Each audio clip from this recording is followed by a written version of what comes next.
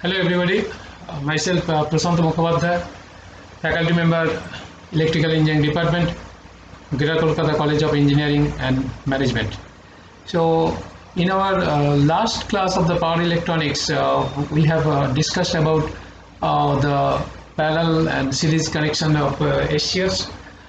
Today, we'll discuss the gate triggering circuits and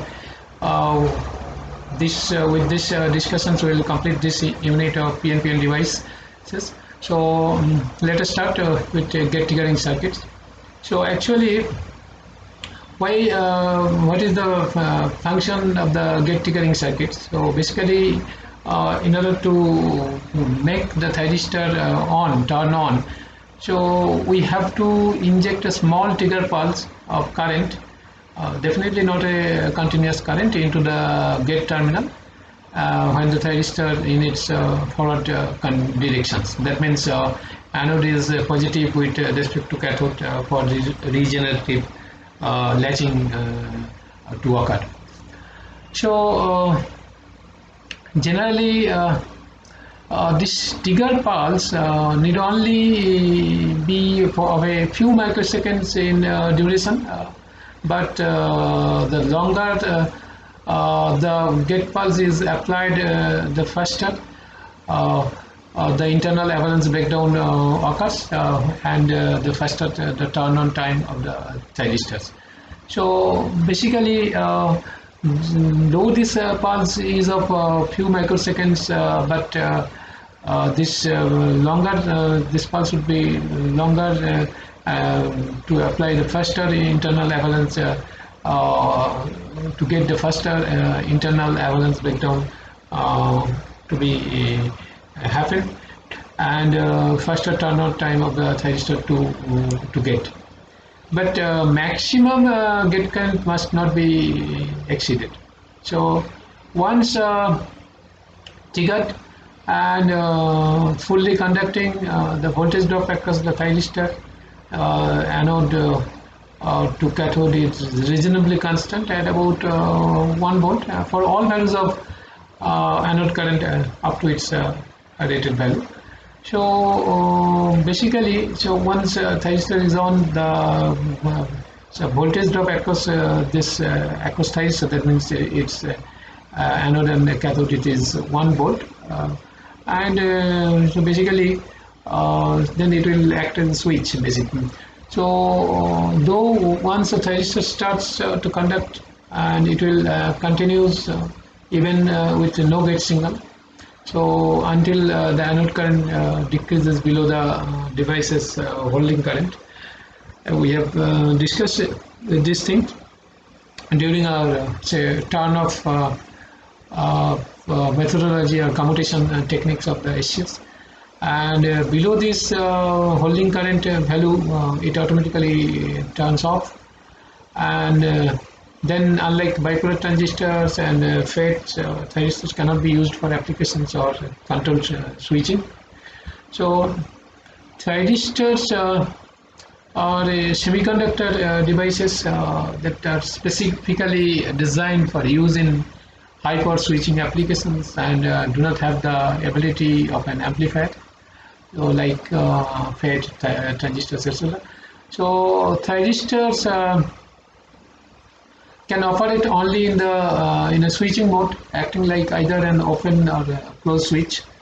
So once triggered into conduction by its gate terminal, thyristor will remain conducting, that is passing current to the loads always, and therefore in DC circuits and some highly inductive AC circuits, the current has to be artificially reduced by a separate switch to turn up circuit, that is the for forced commutations and like that. So now we'll discuss about DC thyristor circuit. See, so when connected to a DC supply, the thyristor can be used as a DC switch to control larger DC currents and or loads when using The thyristor is a switch. It behaves like an electronic latch because once activated, it remains in the on state until manually reset. So for that we'll discuss this DC thyristor circuit here, or DC thyristor switching circuit.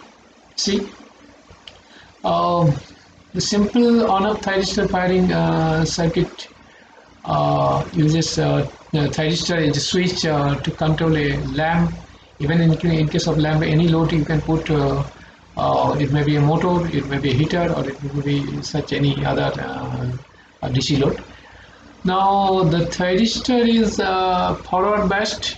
See, so thyristor is forward biased and is triggered into conduction by briefly closing this switch S1, which is a normally open switch. If you close it, so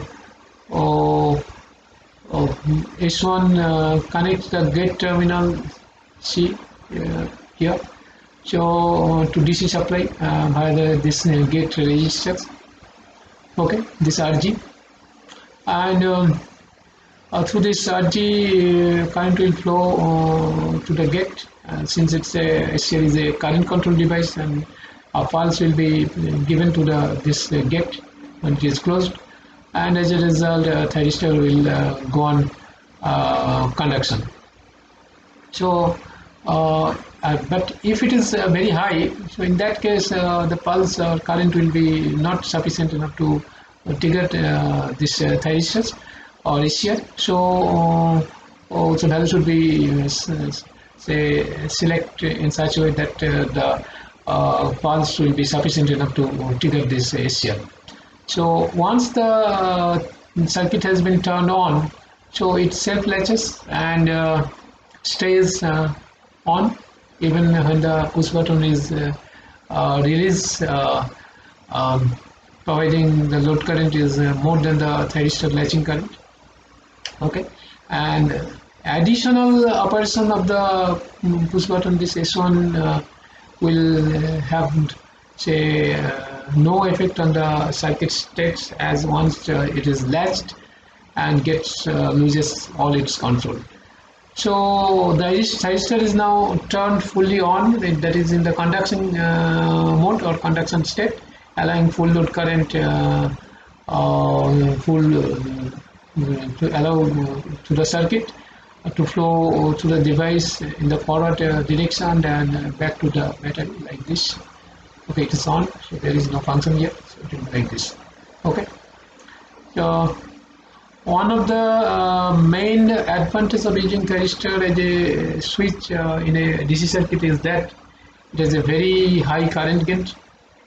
Thyristor is a current operated device, as we know, because a small gate current can control a much larger anode current, and the gate anode resistors RGK, this one is generally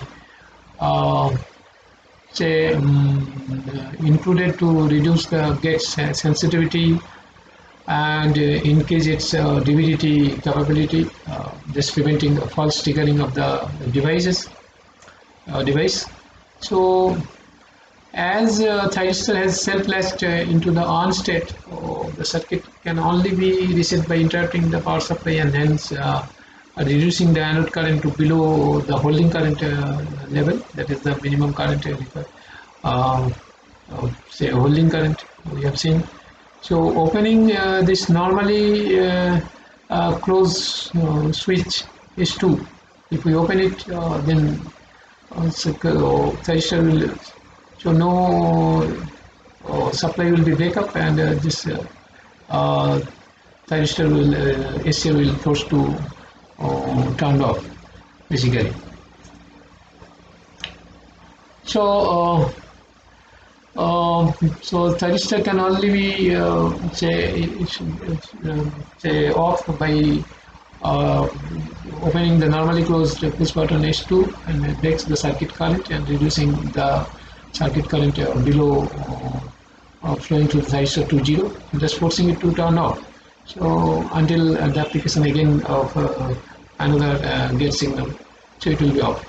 So, but there is a major disadvantage of this DC thyristor circuit design, is that the mechanically normally closed off switch S2, which needs to be big enough because to handle the circuit power or circuit current going to both the thyristor and the lamp.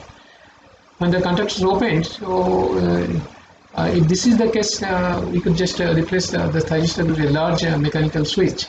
So in that case, there is no use of thyristors. So one way to overcome this problem and reduce the need for a larger, more robust off switch is to connect the switch in parallel with the thyristors. It is shown. Okay. Here actually thyristor switch receives the required terminal voltage and gate pulse signal as before, but a smaller normally open switch is in parallel with the thyristors is required here. So if we keep this circuit on, so it will actually this switch on, so that means this anode and cathode of this SCR will be short circuited and the majority power will flow to this, and the thyristor will off. Okay, so we force off. So actually, so activation. So if we activate this switch momentarily, short circuit of this SCR will happen, and anode and cathode so stopping the device from conducting by reducing the holding current to below its minimum value. So this is the modifications of this DC thyristor switching circuit by because whatever we have seen. So this is the DC circuit. It's a normally open switch. So if we press it, the gate will be connected to the DC supply, and it will give a small pulse, and that can be controlled through this gate resistors, and that will be on. So, and whenever it to reduce the load current below the holding current level, so this will be this if we press this switch, so thyristor will be off. But the difference is that the switch will be robust and it will be mechanical. So in that case, there is no need of SCR. So to actually it can be replaced by using a normally open switch in parallel with SCRs. When for momentarily closing this switch, this circuit is shown here actually. This switch, so this part will be bypassed. This is anode, so short circuited to this part, and as a result, the thyristor will be turned off. So value will be reduced below the holding current level. And in this circuit, this gate cathode resistors actually I say functions. It increases the sensitivity of the thyristors and also protect the thyristors against say DVT.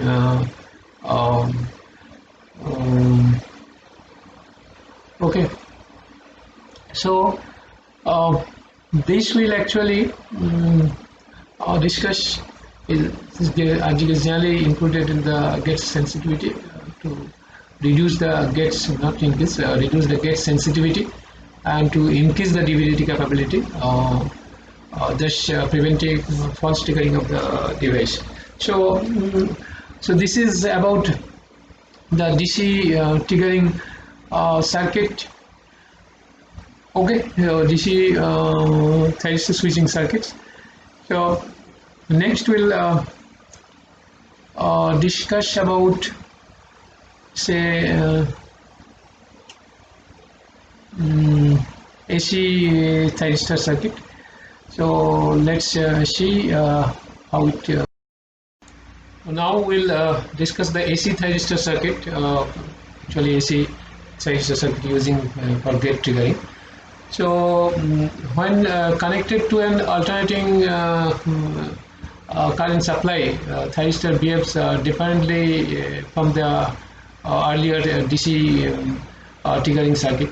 This is because AC power reverses polarity periodically, and therefore any thyristor used in AC circuit will automatically be reverse biased, causing it to turn off during say one half of each cycle. So let us consider the AC thyristor circuit here like this. This is AC thyristor circuit. Actually this is the AC here. So the supply voltage is AC here. So actually the basic difference of this circuit with the earlier DC gate triggering circuit is that we have say remove the say switch 2 actually, which is connected here for turn up purpose, and another way we have include one more component here, that is this diode D1 in series with the gate resistors through this switch S1. So the purpose is that actually this diode D1 is used to prevent reverse bias being applied to the gate. Actually, when for the negative half cycle, this cycles. So during positive half cycle of the sinusoidal waveform, this portion. So the device is forward biased. Okay. So but this switch is open. So as a result, no gate signal is being provided here. So gate current will be, in that case, will be 0. Now thyristors this set will remain in the off state. Okay. So on the negative half cycle also the device is reverse biased and will remain off state regardless of what will be the condition of this switch S1. Now let's suppose this switch S1 is closed. Okay. And at the beginning of the each positive half cycle of this thyristor is fully off, but shortly after there will be sufficient when it is closed, there is sufficient positive trigger voltage and therefore current present at the gate to turn on the thyristor, and as a result current will flow through this and the lamp will glow, and the lamp is on, lamp will on. So thyristor is now the latched on for the duration of the say positive half cycle, and will automatically turn off again when the positive half cycle ends and anode current falls below the holding current value. So during the next negative half cycle also the device is fully off anyway until the positive half cycle, when the process repeats itself. That means during positive half cycle once again we will replace this switch S1 and the process will repeat, and the thyristor conducts again as long as the switch is closed. Okay. So then in this condition the lamp will receive only half of the available power, actually half of the available power from the AC source, and as the thyristor acts like a rectifying diode and conducts current only during the positive half cycles when it is forward biased, and the thyristor continues to supply half power to lamp until the switch is open. Now if it were possible to rapidly turn switch S1 on and off so that the thyristor receive its gate signal at the peak, that is at 90 degree point, this point, okay, at this point. So of each positive half cycle, the device would only conduct for one half of the positive half cycle. In other words, conduction would only take place during one half of a sine wave, and this condition would cause the lamp to receive 1/4 of or quarter of the total power available from the AC source. But accurately varying the timing relationship between the gate pulse and the positive half cycle, the thyristor or ACL could be made to supply any percentage of power desired to the load, but between 0% to 50% power to the lamp, because it cannot conduct during the negative half cycles when it is reverse biased. So if we consider the circuit here, this half-wave phase control circuit, see, this is for conductions, okay.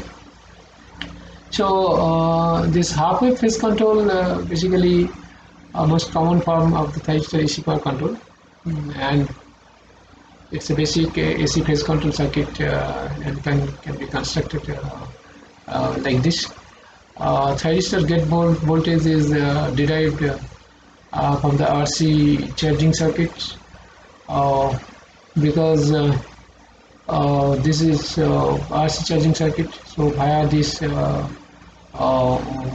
diode D1. So during a positive half cycle, when the thyristor is forward biased, capacitor C charges up via this resistors R1, okay,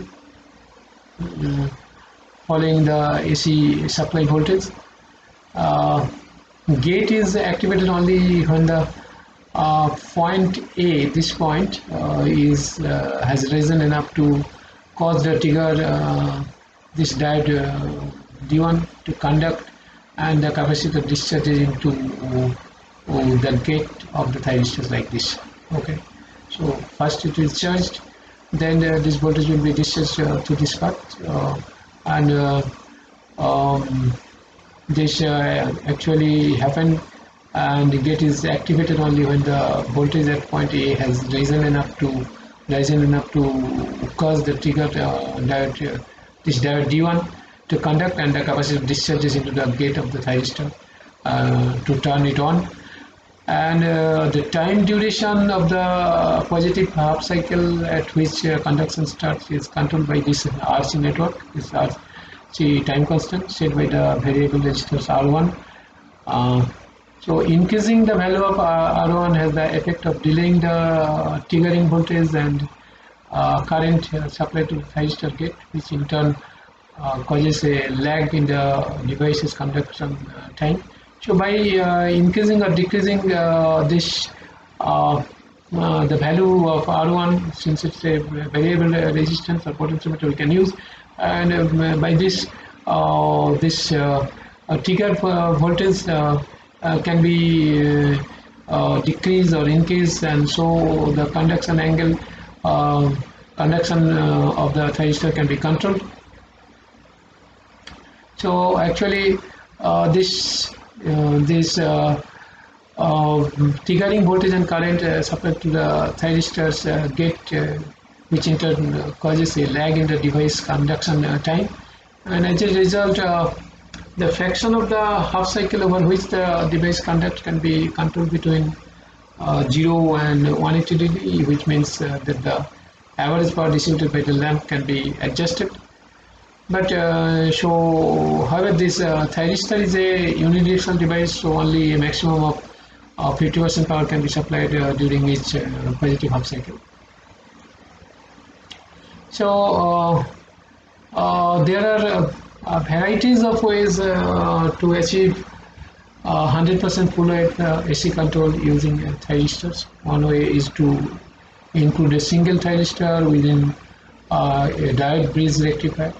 Okay, so that will be very much so if it is full wave circuit, then we can increase the conduction period, and as a result 100% full wave we can get. Which convert AC to a unidirectional current to the thyristor, while the more common method is to use two thyristors connected in inverse parallel way, or a more practical approach is to use a single track as the device can be triggered in both directions, because the characteristics of a track like this is for the forward up, and this is for the say negative up. That means for one for first quadrant and the third quadrant of operations. So making them suitable for AC switching applications. Okay, so that's all about today's class of gate triggering circuits. So basically we have discussed today firstly DC triggering circuits, then its advantages, its disadvantages, then its modifications we have discussed. Okay, see, this is the modifications. So this switch S2 has been connected, so not a normally closed switch, it is a normally open switch, to make the thyristor off and to get rid of robust S2 this switch, this one. So this is the modifications of DC triggering circuits. Then we also discussed the AC thyristor triggering circuit. Basically we have replaced S2 and we have say provide diode D1 here. Okay, and we discuss all this AC triggering circuit.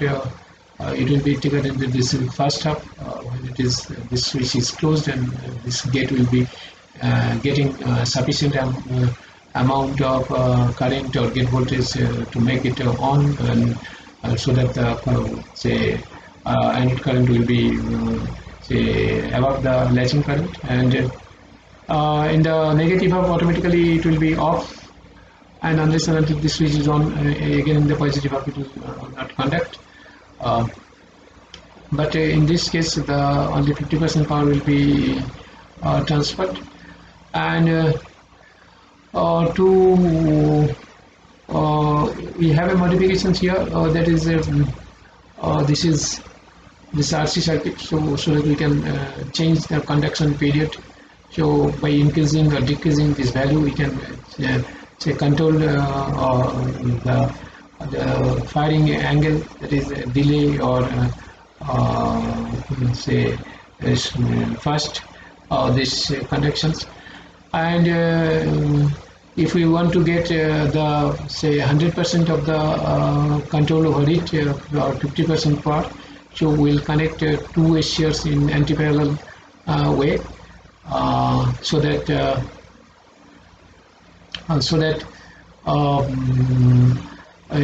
actually give the 100% full wave AC control. But most common method of using track, because the track having the both the characteristics of the say forward and reverse directions, actually basically in the first quadrant and third quadrant region. So as a result, it will help us to get the 100% full wave AC control using this track, and that will help us to trigger this SCR in any desired level. So that's all about the gate triggering circuits, and with this we'll complete or Unit 2 on PNPN devices. So far we have whatever we have discussed. I hope you will go through this, and if you find any problem, you must contact me, and so that we